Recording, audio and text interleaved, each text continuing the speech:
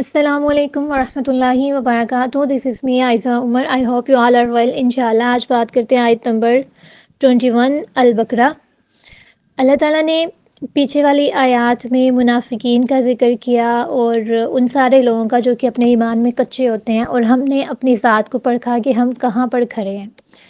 وہاں جو بھی چیزیں بتائی گئیں ان میں بہت ساری غلطیاں تھیں لوگوں کے اندر، جن کو اللہ تعالیٰ نے ہم پر واضح کیا. یعنی اللہ تعالیٰ نے ہمارے سامنے ایک تصویر بنا دیا ہے جو منافقین کی ہوتی ہے، اور ہم نے دیکھنا ہے کہ کیا ہم منافق تو نہیں ہیں، کیا ہمارا شمار بھی انہی لوگوں میں تو نہیں ہوتا. خیر، وہ ساری چیزیں گزر گئیں، سارا کچھ ہو گیا. اس کے بعد اللہ تعالیٰ کیا کہتے ہیں؟ یا ایھا الناس اعبدوا، اے لوگو، یعنی تمام کے تمام لوگوں. اگر کوئی پہلے منافق تھا اس کو بھی یہاں پر اللہ تعالیٰ نے مخاطب کیا ہے، اگر کوئی گناہ گار ہے تو اس کو بھی اللہ تعالیٰ نے مخاطب کیا ہے. ہر انسان کو جس کے اندر جیسی بھی برائی پائی جاتی ہے، اللہ تعالیٰ نے تمام تر لوگوں کو یہاں پہ مخاطب کر کے کہا ہے اے لوگوں اپنے رب کی عبادت کرو. یعنی جو پیچھے گزر چکا اس پہ معافی مانگ لو، اس پہ توبہ کر لو. ہر چیز کی اللہ تعالیٰ معافی دے دیتے ہیں، ہر چیز معاف ہو جائے گی، بس ایک بار توبہ کر لو اور اللہ تعالیٰ کی عبادت کی طرف آ جاؤ. تو اللہ تعالیٰ نے عبادت کرنے کا کہا ہے. عبادت کا جو روٹ ورڈ ہے وہ ہے عین، با اور دال. ہر حرف کا ایک روٹ ورڈ ہوتا ہے جہاں سے وہ نکلا ہوتا ہے، ٹھیک ہے، اس کی جو پہچان ہوتی ہے، اصل جڑ ہوتی ہے. تو آج ہم نے عبد کے اوپر بات کرنی ہے، اس کی اصل جڑ کے اوپر، اس کے روٹ ورڈ کے اوپر بات کرنی ہے. سب سے پہلے تو یہ چیز جاننا ضروری ہے کہ عبادت کرتا کون ہے. عبد یعنی کہ غلام، غلام یعنی کہ ہم انسان. اب انسان اسی صورت میں خود کو اللہ تعالیٰ کا غلام کہہ سکتا ہے جب اس کو پتہ ہوگا کہ وہ اللہ تعالیٰ کے سامنے عاجز ہے.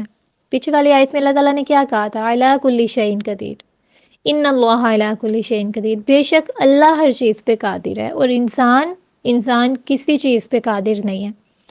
اگر اللہ تعالیٰ چاہے تو وہ آپ کے ساتھ کچھ بھی کر سکتا ہے، لیکن آپ چاہ کے بھی اللہ تعالیٰ کے ساتھ کچھ نہیں کر سکتے. وہ آپ سے ہر عمل کا حساب لے سکتا ہے، لیکن آپ اس سے کسی چیز کے بارے میں کوئی سوال نہیں کر سکتے. تو جب انسان سمجھتا ہے نا کہ ہاں میں اللہ تعالیٰ کے سامنے عاجز ہوں، میں اس ذات کا مقابلہ نہیں کر سکتا، اس وقت وہ سمجھتا ہے کہ ہاں میں اس کا غلام ہوں. کیونکہ غلام کیا کرتا ہے؟ وہ اپنے آقا کا کچھ نہیں بگاڑ سکتا، مگر اس کا آقا جیسے چاہے وہ کر سکتا ہے اس کے ساتھ.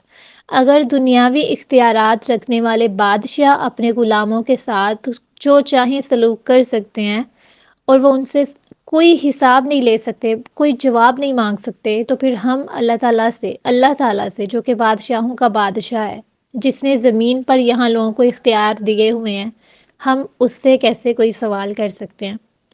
تو یعنی ہم اس کے غلام ہیں، کیونکہ ہم اس کا کچھ نہیں بگاڑ سکتے. تو اب بات کرتے ہیں کہ غلام کیسا ہوتا ہے. ٹھیک ہے، وہ اپنی آقا کی مرضی کے بغیر کچھ نہیں کرتا. اس کو جیسے کہا جاتا ہے، جتنا کہا جاتا ہے، جو کہا جاتا ہے وہ کرتا ہے، کیونکہ وہ غلام ہے. اور غلام آقا کی ملکیت ہوتا ہے. ٹھیک ہے، بالکل اسی طرح جیسے کوئی گھر آپ کی ملکیت ہے تو وہ بس آپ کا ہے. آپ کسی اور کو نہیں دے سکتے اتنا حق کہ وہ اس گھر کو اپنا بھی کہہ سکے.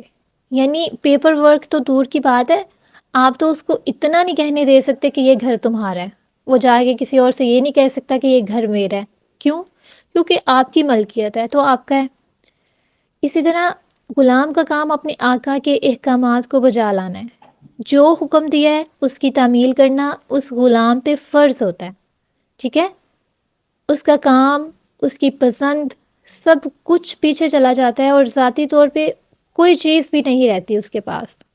اس کے بعد ذاتی طور پہ کچھ بھی اپنا نہیں ہوتا، ہر چیز صرف آقا کی، اور آقا ہی اس کے لیے مقدم ہوتا ہے، اس کے لیے اہم ہوتا ہے، اس کے لیے خاص ہوتا ہے. یہی اصل غلامی ہے، اور عبادت کا تصور بھی یہی ہے. ہمارے نزدیک عبادت کیا ہے؟ نماز، روزہ، حج، زکوٰۃ، بس صرف 5 نمازیں پڑھنا جس میں کچھ وقت تھوڑا سا وقت لگتا ہے، کچھ ہی وقت لگتا ہے، تقریباً زیادہ سے زیادہ 86 منٹس پورے دن میں.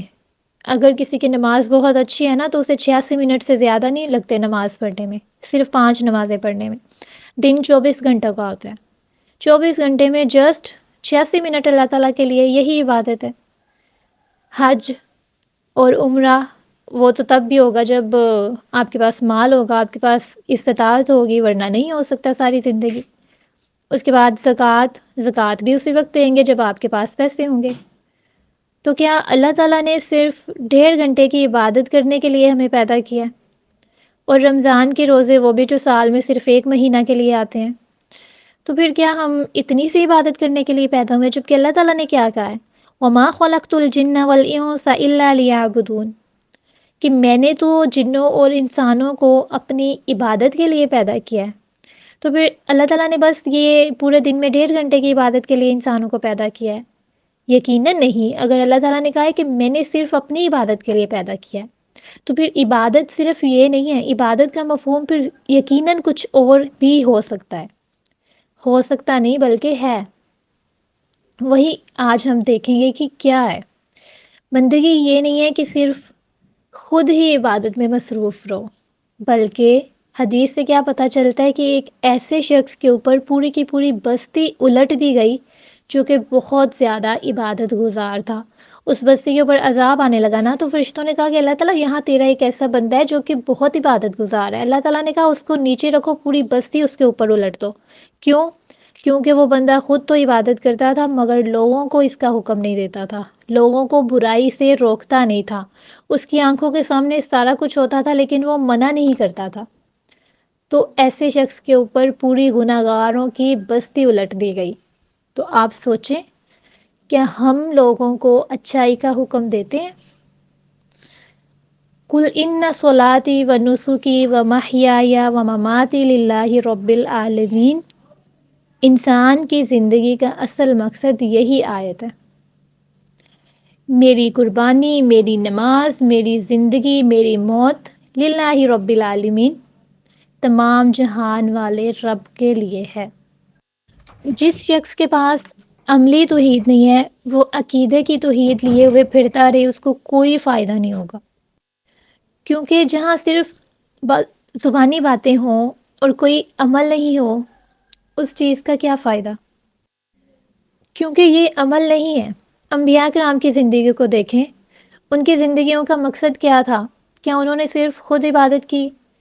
کیا نبی کریم صلی اللہ علیہ وآلہ وسلم نے جسٹ ایک جگہ پہ بیٹھ کے خود عبادت کی اور انہوں نے باقی کوئی کام نہیں کیا، باقی کچھ نہیں کیا؟ نہیں، اصل مقصد جو ہے عبادت کا وہ ہے اللہ تعالیٰ کی حاکمیت کو قائم کرنا۔ اصل عبادت اللہ تعالیٰ کی حاکمیت کو قائم کرنا ہے۔ اللہ تعالیٰ کے حکم کو، قانون کو، شریعت کو ہم اپنی کیپیسٹی کے مطابق، اللہ تعالیٰ کے حکم کے مطابق اپنی صلاحیتوں کو سرو کریں گے۔ سب کچھ اس کے حکم کے مطابق ہو۔ اگر حاکمیت قائم ہے، یعنی کوئی اسلامک معاشرہ ہے اور وہاں پہ شریعت کے اصول لاگو ہوتے ہیں، تو ہم نے کیا کرنا ہے؟ اپنی کوششیں، پوری کوششیں اس چیز کے لیے لگا دینی ہے کہ یہ سارا کچھ قائم رہے۔ اگر قائم نہیں ہے تو پھر اس کو قائم کرنے کی کوشش کرنی ہے، لیکن اگر قائم ہے تو پھر اس کو قائم رکھنے میں مدد کرنی ہے۔ یعنی اگر کوئی ٹینٹ کھڑا ہے تو پوری کوشش کریں کہ وہ کھڑا رہے، اور اگر کوئی گرا ہوا ہے تو پھر پوری جان لگا دیں کہ وہ ٹینٹ واپس سے کھڑا ہو جائے۔ ہر کوئی اپنی صلاحیت کے ساتھ دین کو پھیلانے میں مدد کرے۔ مثال کے طور پہ اگر آپ کسی کو چوری کرتے ہوئے دیکھ لیتے ہیں تو آپ کو چاہیے کہ فوراً سے پولیس کو انفارم کریں، ٹھیک ہے؟ آپ اس کو خود سزا نہیں دے سکتے کیونکہ یہ اسلام میں پسندیدہ نہیں ہے۔ اسلام میں قانون ہی سزا دے سکتا ہے، چاہے جتنا بھی بڑا جرم کیوں نہ کیا ہو۔ اب آپ کہیں گے کہ ہماری پولیس تو کچھ نہیں کرتی، تو یہ معاشرہ ہم سے بنتا ہے، ٹھیک ہے؟ ہم میں سے ہی بہت سارے لوگ آگے جا کے کوئی نہ کوئی پوسٹ سنبھالے ہوئے ہوتے ہیں۔ یہ ہم مائیں ہوتی ہیں جن کے بچے آگے جا کے پولیس میں جاتے ہیں، کوئی ڈاکٹر بنتا ہے، کوئی کچھ بنتا ہے، کوئی کچھ بنتا ہے۔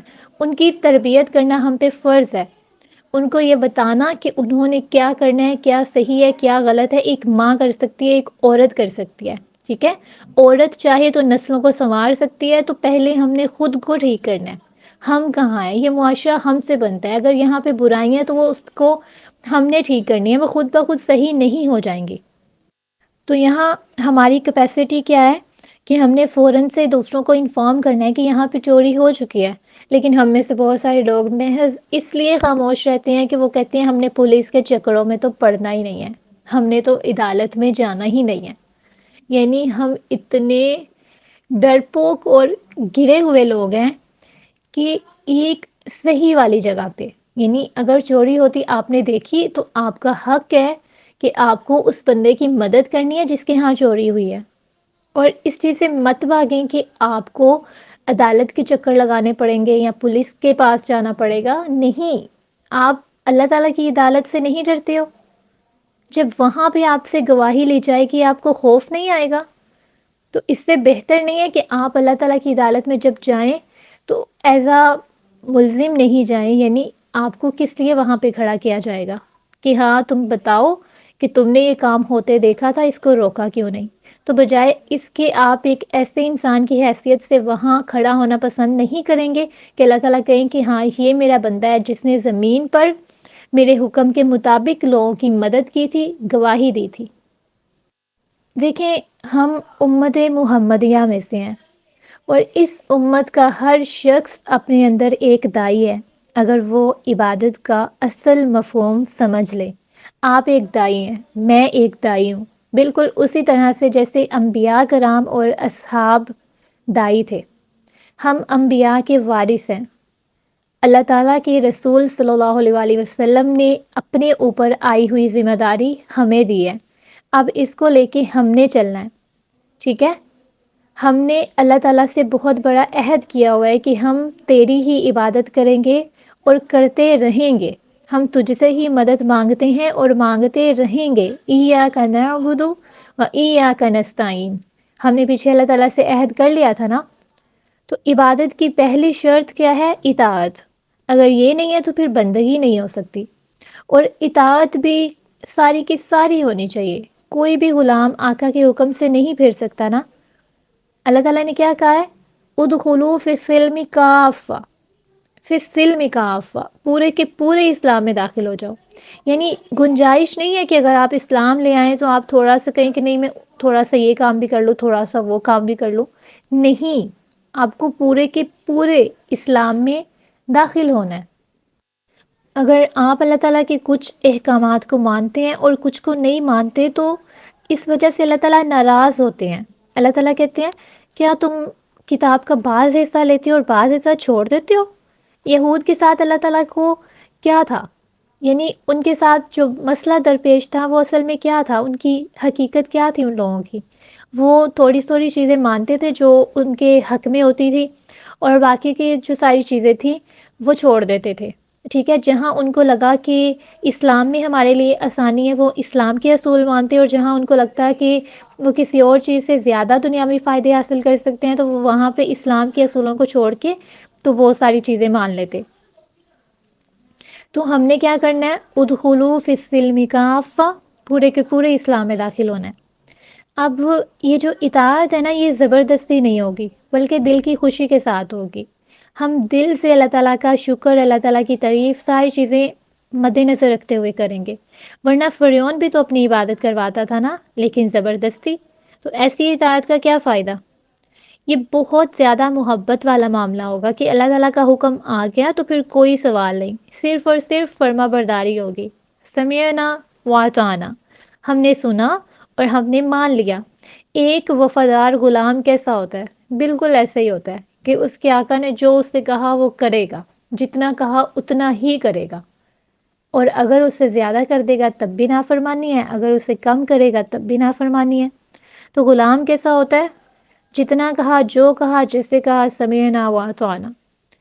اس بندگی میں اخلاص ہوگا، ریاکاری نہیں ہوگی، اللہ کے سوا کوئی چیز مطلوب نہیں ہوگی، کوئی چیز مقصد نہیں ہوگی، کچھ بھی مقصود نہیں ہوگا، صرف اور صرف اللہ تعالیٰ کی رضامندی ہوگی۔ اور اگر آپ کے اعمال ریاکاری والے ہوئے تو قیامت والے دن اللہ تعالیٰ وہ سارا کچھ آپ کے منہ پہ مارے گا اور کہے گا جاؤ انہی لوگوں کے پاس لے کے جاؤ جن کو دکھانے کے لیے یہ عمل کیے۔ اللہ تعالیٰ کے ہاں اس چیز کی کوئی بھی حیثیت نہیں ہوگی۔